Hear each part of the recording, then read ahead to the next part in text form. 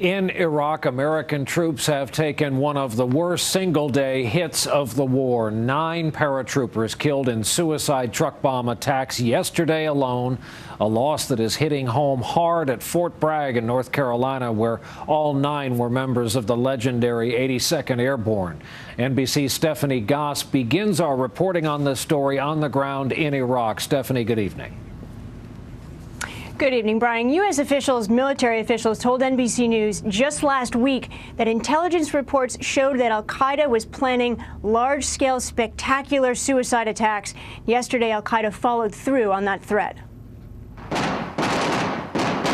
In the last 6 months, this has become one of the most dangerous places for U.S. troops in Iraq, Diyala province. Sunni insurgents and al-Qaeda have killed at least 56 U.S. troops since November there, and yesterday was the most deadly attack yet. Just 4 weeks ago, the 82nd Airborne paratroopers set up a small outpost near Bakuba, taking over an abandoned school. Concrete blast walls blocked the road. Troops kept watch from the roof. On Monday, al-Qaeda struck. 2 suicide truck bombers carrying 30 tons of explosives each detonated their bombs in quick succession. 9 paratroopers were killed and 20 others were injured. Today, the al-Qaeda-linked insurgent group, the Islamic State of Iraq, claimed responsibility on a website. Almighty God has guided our soldiers to new methods of explosions. As part of the surge strategy, the U.S. has deployed an additional 2,000 troops to Diyala province and set up at least 7 combat outposts. The risk, though, is that these small combat outposts expose U.S. troops to further attacks. But the U.S. commanding general insists that these small bases are a necessary tactic in the fight against the insurgents. Brian? From Baghdad tonight, our own Stephanie Goss. Stephanie, thank you for that. And now for the 82nd Airborne. This latest loss was the largest since June of 1969, back when 12 men from that division were killed in Vietnam. NBC's Bob Fall reports on this tough day for the Fort Bragg community.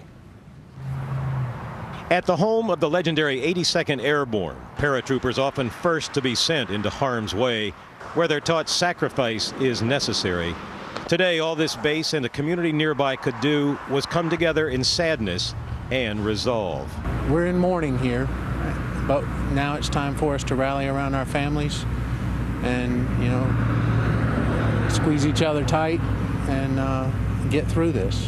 Here, they learned how to deal with death. 106 soldiers from this division killed in combat since 9/11, and will deal with it again, says the wife of a military chaplain, now serving with the 82nd in Iraq. It gives me more resolve to say, let's get it cleaned out. Let's get it taken care of over there.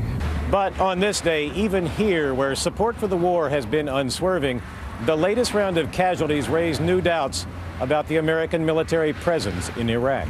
You got to do what you have to do, but we're losing too many men. That's my opinion. Send them home. Send them home. Pull them all out. And for everyone here who argues, stay the course. I'm sorry to hear about it, and sorry for their families, but happy that we have those kind of people to serve our country. On this day, publicly, the voices of dissent grew louder and angrier, even here. It's senseless. All they're doing is going over there and dying for nothing. Absolutely nothing. Next month, memorial services are scheduled at this base, where they brace themselves for days like today, but never really can. Bob Fall, NBC News, Fayetteville, North Carolina.